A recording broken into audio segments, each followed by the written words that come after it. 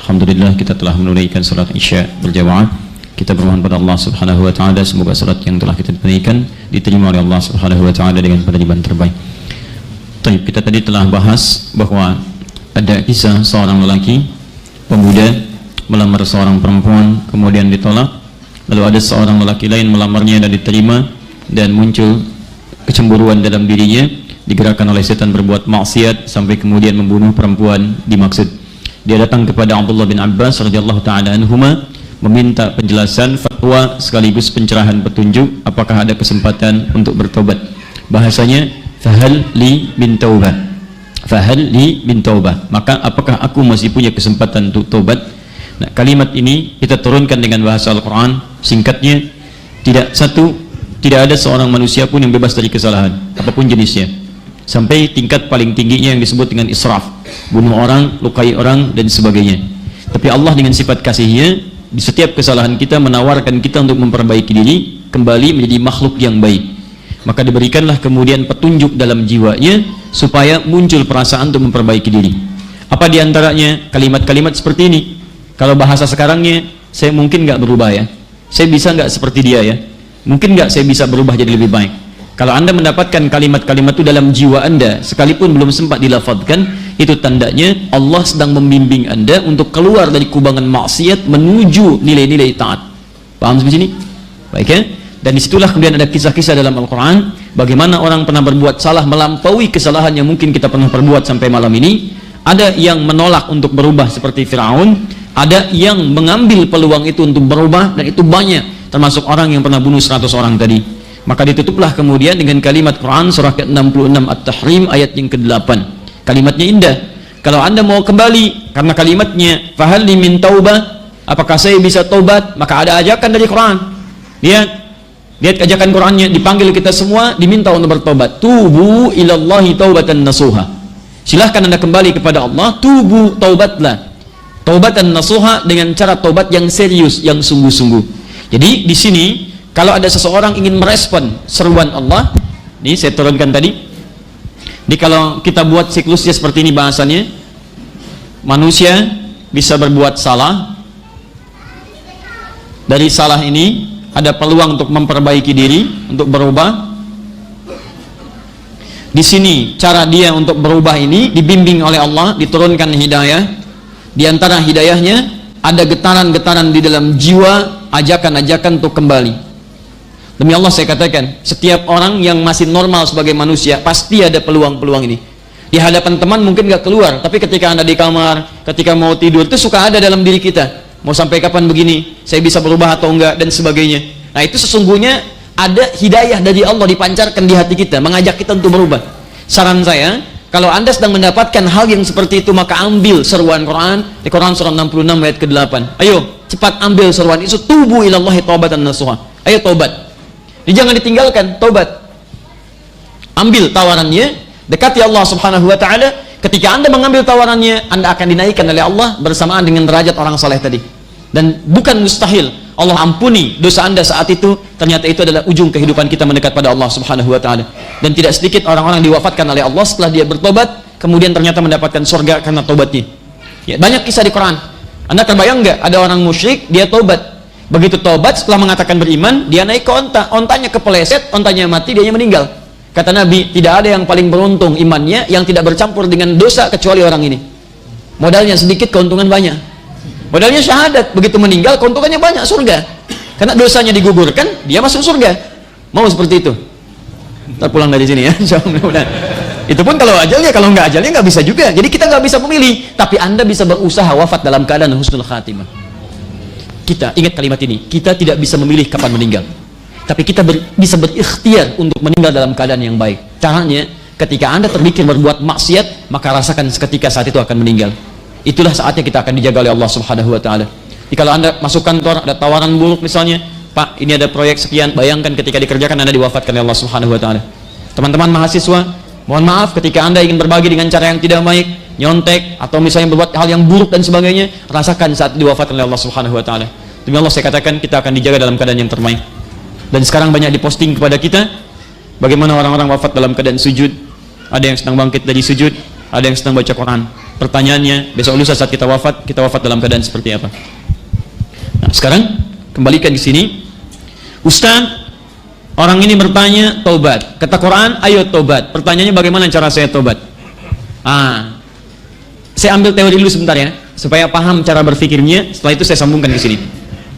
Perhatikan baik-baik. Quran surah keempat An-Nisa, di sini nggak ada. Ya. Quran surah keempat An-Nisa, ayat 17 sampai 18. Ayat 17 sampai 18. Saya sarankan kalau Anda punya catatan, Anda tuliskan, karena boleh jadi belum didapatkan di buku-buku yang mungkin dijual dan sebagainya. Karena jarang ada buku mengurai persoalan dari ayat ke ayat, itu agak jarang. Ya. Lihat sini. Innamat taubatu 'ala Allah lilladzina ya'maluna as-su'a bijahalatin thumma yatubuna min qarib. Sungguh taubat yang akan diterima oleh Allah Subhanahu wa taala. Ingat, di sini ada kata innama, adatul hasri, huruf pembatas. Jadi kalau di Quran ada ayat dibuka dengan kata innama, hukumnya dibatasi pada kalimat itu saja. Di luar itu nggak akan masuk. Bisa. Zakat dibagikan pada berapa golongan? 8 golongan. Ditemukan di Quran surah 9 At-Taubah ayat ke-60. Innamas sadaqatu lil fuqara wal masakin wal 'amilina 'alaiha wal mu'allafati qulubuhum wa fir riqab wal gharimin wa fi sabilillah wa ibnis sabil. 8 golongan. Pertanyaan saya, dari 8 yang tadi saya bacakan itu, boleh enggak saya berikan zakat di luar yang 8 ini? Yang bilang boleh angkat tangan. Yang tidak boleh angkat tangan. Anda siapa sebetulnya? Alhamdulillah. Baik, lihat jawabannya, tidak boleh. Kenapa tidak boleh? Karena ayatnya dibuka dengan kata innama, adatul hasri, huruf yang membatasi. Jadi hukum pengeluaran zakat dibatasi oleh ayat ini pada 8 golongan saja. Kalau di luar 8 golongan tidak boleh hukumnya, karena kalimat yang menggunakan innama membatasi hukum.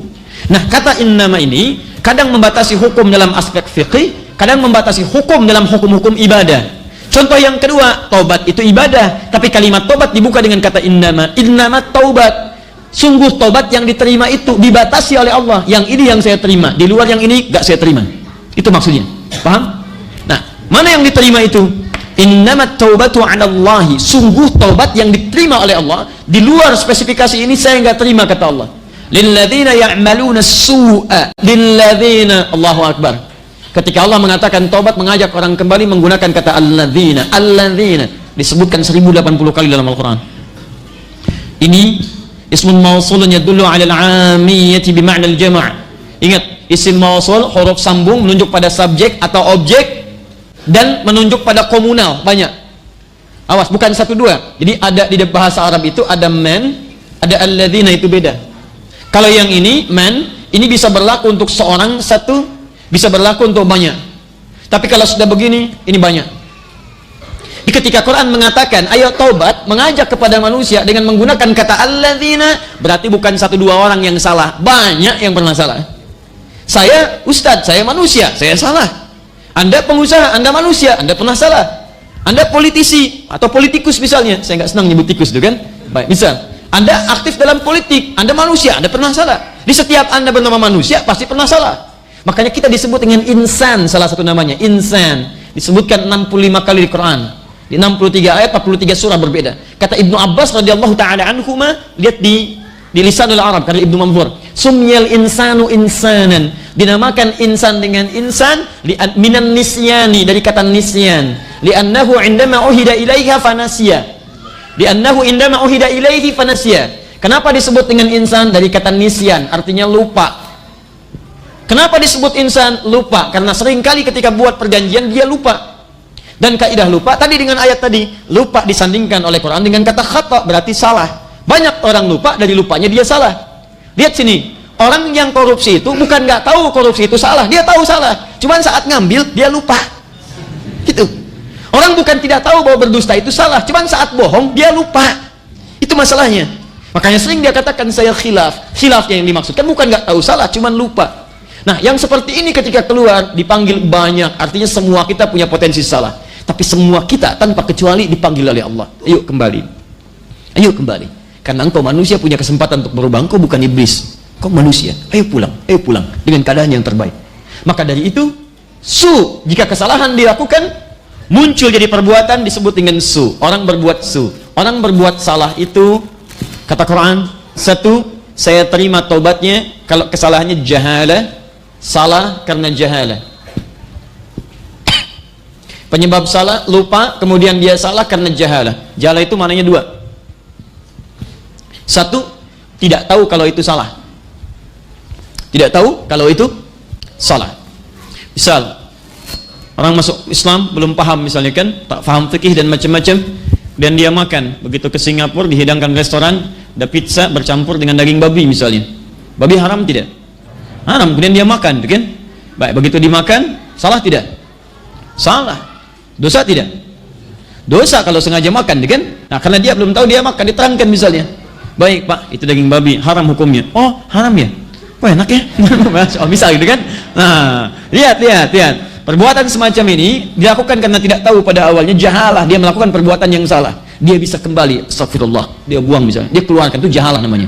Berbuat perbuatan dengan asas yang tidak tahu sebelumnya. Paham? Baik. Yang kedua, jahalah itu sudah tahu, dikerjakan. Ini yang banyak. Es batu ditiupin, gitu kan? Sudah paham, ya, ih panas ya, tapi dipegang juga. Ini Pak, tehnya panas Pak, panas. Hati-hati Pak ya, dipegang juga, udah tahu panas, dipegang juga. Ada orang yang sudah tahu salah, dikerjakan juga. Tahu bahwa bohong itu salah, berbohong juga. Tahu bahwa berselisih itu dilarang, berselisih juga. Tahu mencela itu dilarang, bahkan turun ayatnya, mencela juga. Itu jahalah namanya. Dan ini yang kedua yang lebih banyak dilakukan oleh manusia. Nah, ketika seseorang berbuat salah dengan dua aspek tadi, karena tidak tahu hukum atau sudah tahu dikerjakan, maka Allah berikan batas. Saya akan terima tobatnya kalau satu, yatubuna min qarib. Satu, kalau tobat itu qarib, cepat dilakukan. Satu, cepat. Ingat baik-baik ya, di sifat tobat itu semakin cepat dilakukan, semakin cepat diterima oleh Allah Subhanahu wa taala. Tobat yang diundur-undur, maka mohon maaf, itu belum akan mendapatkan kepastian penerimaan dari Allah Subhanahu wa taala. Semakin Anda undurkan, semakin jauh kesempatan itu bisa Anda raih. Jadi saran saya, kalau pernah mungkin akan malam ini Anda tidur, ada getaran di jiwa, saya pernah salah, itu ajakan dari Allah, segerakan istighfar paling minimal. Astagfirullah, astagfirullah, astagfirullah. Paham? Baik. Sekarang perhatikan. Faulaika yatubullahu alaihim. Maka mereka itu mendapat peluang akan diterima tobatnya oleh Allah Subhanahu wa taala bila disegerakan. Pertanyaannya, apa indikator penerimaan Allah dari tobatnya? Inilah yang kemudian akan terkait dengan persoalan yang akan kita bahas. Perhatikan baik-baik. Indikator diterima tobat ketika disegerakan ada 3, paling minimal 3. Kalau Anda tidak mendapati satu di antara 3 ini, berarti belum sempurna penerimaan tobat dari Allah Subhanahu wa taala yang kita mohonkan. 1, kita mengakui dan menyesali perbuatan itu. Nyesal, mengakui dan menyesali perbuatan itu. Ini standar. Bahkan dalam persidangan pun ditanya, apakah Anda mengakui? Ya. Anda menyesal? Semakin Anda menyesal, maka ringan tuntutan bagi Anda. Anda tidak menyesal, berat dakwaan bagi Anda. Paham? Baik. 2, berjanji untuk meninggalkan perbuatan dimaksud. Berjanji meninggalkan perbuatan dimaksud. Saya mengakui Pak, kemarin yang hilang sendal di situ, saya Pak pelakunya. Saya menyesal Pak, menyesal. Saya berjanji Pak, tidak akan meninggalkan lagi. Meninggalkan dimaksud, meninggalkan perbuatannya. Apa maksud meninggalkan itu? Meninggalkan yang jelek Pak, saya akan ambil yang bagus lagi. Bisa. Nah itu berarti dia belum sempurna tuh. Ya. Baik. 2, berjanji meninggalkan perbuatan dimaksud. 3, ini yang paling penting. Awas, hati-hati. Dia mengganti perbuatan buruk dengan memperbanyak perbuatan baiknya. Ini yang tidak mudah, dan ini ukuran yang paling utama. Jadi jika ada orang benar-benar terbebas dari perbuatan buruk ya, maka selain meninggalkan perbuatan itu, dia akan lebih nampak kebaikan-kebaikan dari sebelumnya. Kalau Anda mendapatkan yang seperti itu, maka berita gembira bagi Anda, busyra, Anda diterima tobatnya oleh Allah Subhanahu wa taala. Dulu jarang ke masjid, ngelok-ngelok orang ke masjid, Masya Allah, Anda bertobat, ya Allah saya menyesal, ya Allah saya berjanji tidak mengulangi. Setelah itu tiba-tiba belum waktunya sholat, Anda sudah di masjid, Anda zikir, bahkan Anda yang adzan, Anda yang siapkan, Anda yang nyalakan lampunya, Anda yang tutup pintunya. Demi Allah saya katakan, itu berita yang terbaik bagi Anda teman-teman. Itu berita baik. Anda dulu jauh dari Quran, tiba-tiba sekarang pengen belajar, ngundang guru, bahkan menghafal, itu tanda-tanda kebaikan bagi Anda dari Allah Subhanahu wa taala. Paham ya? Sekarang perhatikan baik-baik. Ketika ada seseorang bertobat, meninggalkan perbuatan buruknya, nampak perbuatan baiknya, apa perbuatan baik yang paling utama, yang sekiranya bisa menutup dosa-dosa yang pernah dia lakukan di masa lalu. Perhatikan sini. ini penghapus dengan spidol, berat mana? Spidol. Dari mana taunya? Anda nulis juga enggak, ngapus juga enggak, kan? Nah, yang megang juga tidak. Bagaimana bisa menimbang berat penghapus dengan spidol? Baik, tapi umumnya orang mengatakan akan berat spidol. Ini terbuat dari busa. Sekarang perhatikan baik-baik. Kalau saya katakan misalnya, misal, penghapus ini yang baik, spidol ini yang kurang baik. Tinta putih terkena tinta hitam, naktas sauda. Yang tadinya putih tiba-tiba jadi kotor misal. Jelas? Kita akan hapus ini supaya hilang. Nah, sekarang fokusnya jangan ke sini, fokusnya ke sini. Kalau kemudian ini spidolnya lebih pekat dibandingkan dengan penghapus, sulit dihapus, masih ada tuh. Pertanyaan saya, kuat mana? Kuat spidol, kuat penghapus? Kuat spidol. Baik. Sekarang antara spidol dengan penghapus sama, tuh dihapus misalnya. Lihat baik-baik, fokus. Hilang misalnya, tapi masih ada sedikit lah. Ya, seakan-akan tidak persis seperti mulanya, tapi hilang, cuman tidak persis seperti mulanya, seimbang antara kanan dengan kiri. Nah, sekarang ada yang ketika dihapus, masya Allah, begitu dihapus bersih tuh, ya, hapus bersih, bening luar biasa. Maka kualitas penghapus lebih baik daripada kualitas spidolnya. Kalau ini amal baik, amal saleh, ini amal salah. Orang-orang yang pernah bertobat dan meninggalkan amal salahnya, teman-teman sekalian, fokus baik-baik. Maka dia berusaha untuk mewujudkan amal-amal soleh untuk menutup amal-amal salahnya. Maka ada orang-orang yang mencari amal soleh tapi nilai amal soleh tidak sebanding dengan amal salahnya. Ya, perbuatannya bunuh orang, tapi misalnya amal solehnya baru sekedar sholat 5 waktu saja, belum ditambah dengan yang lain. Maka itu ditutup dengan tobatnya, dia hapuskan. Tapi kan tobat itu bukan berarti mengisi amalan, mengisi gelas yang kosong. Lihat sini, ini apa? Gelas, isinya apa? Air. Taruhlah misalnya ini kopi. Kopi warnanya apa? Misal yang umum hitam. Hitam itu umumnya kotor gitu kan. Baik, sekarang saya buang kopinya. Apa isinya? Isi gelas ini kosong, dia belum punya apa-apa.